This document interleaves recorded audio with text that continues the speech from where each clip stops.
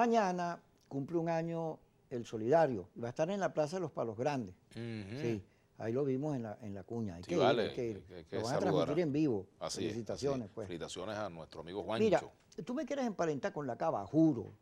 Cada vez que hablamos metes a la cava porque... Pero Drácula y vampiro sí. no son familia. Eh, Y un vampiro. no son lo mismo. El No. vampiro el murciélago y el vampiro no son lo mismo. Son familia, parientes. pero lejanos. Pero sí, pariente al sí. fin. Ajá. Entonces, ¿cómo no se niega el...? Pero eso la gente lo puede tomar mal. Van a pensar Sí, van a pensar que tú estás pasado para... Sí, al colaboracionismo, traidor, vendido y todo eso. Mira, fíjate, en la época de Pablo Escobar Gaviria... Pero es que también hay gente que no tiene sentido del humor para esas cosas. No, pero hay gente que importa. no tiene sentido de nada sino puro odio. Y hay que salirse del odio. Y ahí voy. En la época de Pablo Escobar, del narcotráfico, cuando Pablo Escobar estaba luchando contra el Estado colombiano, cualquier colombiano que viajara por el mundo lo metían para el cuartico, lo paraban, lo requisaban, todo, porque era síntoma o símbolo de corrupción, cosas malas, drogas, etcétera.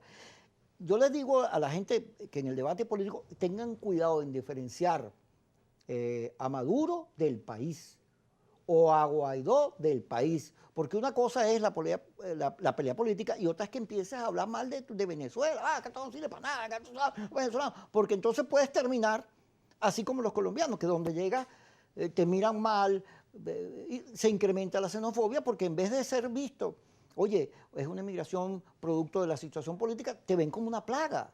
Y hay que cuidar eso, porque hay gente que cuando habla, tú no lo notas, habla como si odiara el país, no puede ser, hay que amar a Venezuela. Fíjate, pero también estos episodios de xenofobia, Kiko, que estamos viendo, lo que hacen es poner de relieve la necesidad de resolver nuestro conflicto.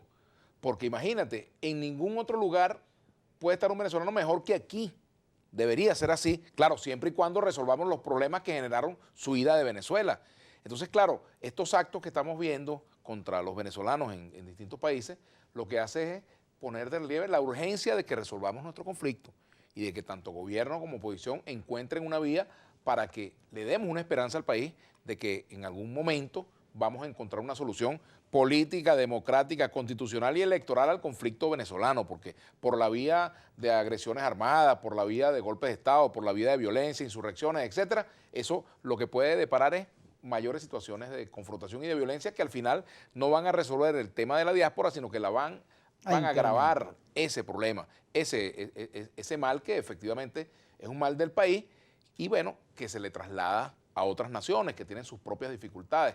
Claro, también en un contexto en el cual es importante recordar que Venezuela ha sido un país solidario. Mira, nosotros aquí recibimos uruguayos, argentinos, peruanos, ecuatorianos, bolivianos, colombianos, en fin, exiliados de toda América Latina, de Centroamérica, bueno, y lo hemos hecho con todo el cariño. Por supuesto, también ha habido algunas manifestaciones en algunos casos de sectores muy aislados de venezolanos que lo practicaron en el pasado, también esta conducta, pero no era algo con la gravedad y quizás con las dimensiones de lo que hemos visto contra Venezuela. Entonces, por supuesto que ese es un punto que obliga a que los venezolanos nos encontremos, nos entendamos. Ahora, eso no es una canción romántica, es un hecho político, la necesidad de solucionar. Se murió José José. También sí, es lamentable. Y se murió Félix Seija, por cierto.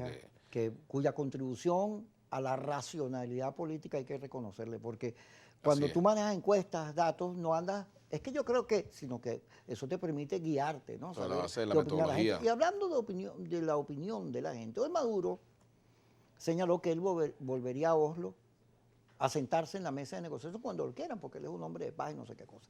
Y Stanley González le respondió diciendo que el gobierno fue el responsable. Eso tiene mucho que ver, yo digo, de una discusión que tuvimos el lunes pasado, porque hay gente que señala que Stanley González no debió dar la declaración esa que finiquitaba las negociaciones porque asumía que era la oposición quien lo estaba haciendo. Se ve que algo de eso le llegó a Stalin, que corrió rapidito, bueno, son ellos los culpables. Lo cierto es que en los temas de culpa yo he andado indagando, y tú también, hemos andado indagando quién fue el que se paró, quién es el que no quería las conversaciones.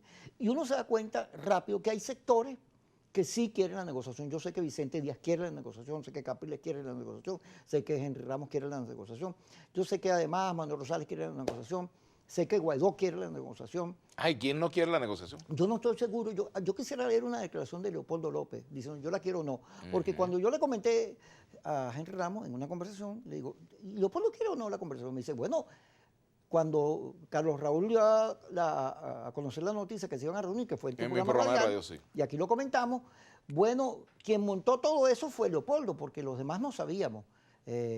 Acuérdate que Julio Borges sacó un Twitter diciendo que PJ no había sido invitado y hubo mucha crítica de eso.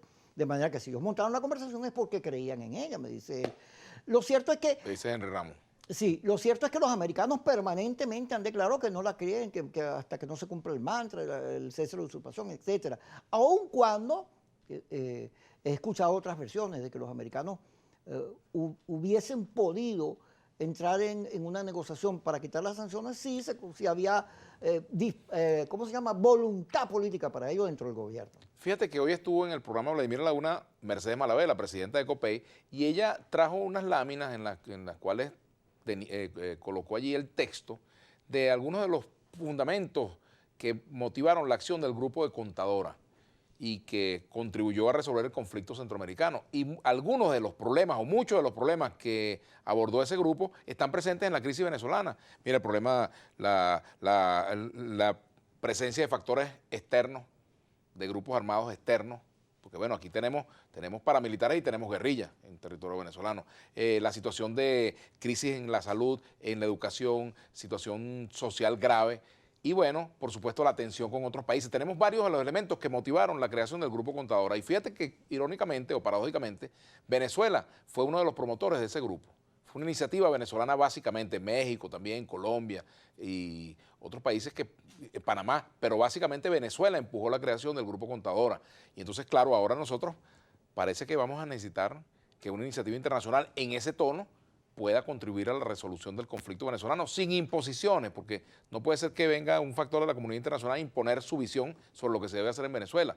Se supone que debe ser de ayuda, de facilitación, como se dice en el ámbito diplomático, de una solución del conflicto. ¿Verdad que usted sabe de eso? Usted fue embajador. Sí, hace muchos años ya, hace muchos años, mire, Kiko, qué bueno, hace muchos años. sepa diplomacia y cosas.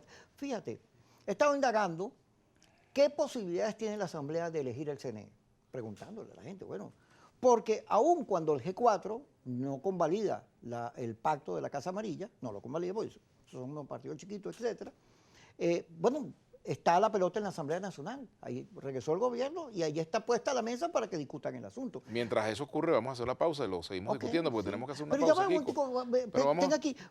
tenga aquí un momentico, ponte aquí, ya va. No, chicos, ese es tu regalo. Mira, no, ese regalo es para ti, Kiko. Pero hazme el favor. El vampiro eres tú. Cónchale, vale. Para ver cómo te queda. El vampiro eres tú, pero ¿qué eres? Yo no voy a ser vampiro, yo duermo de día, de noche, a toda hora, tú no, tú duermes nada más de día. Hacemos la pausa, ya venimos con Kiko Bautista.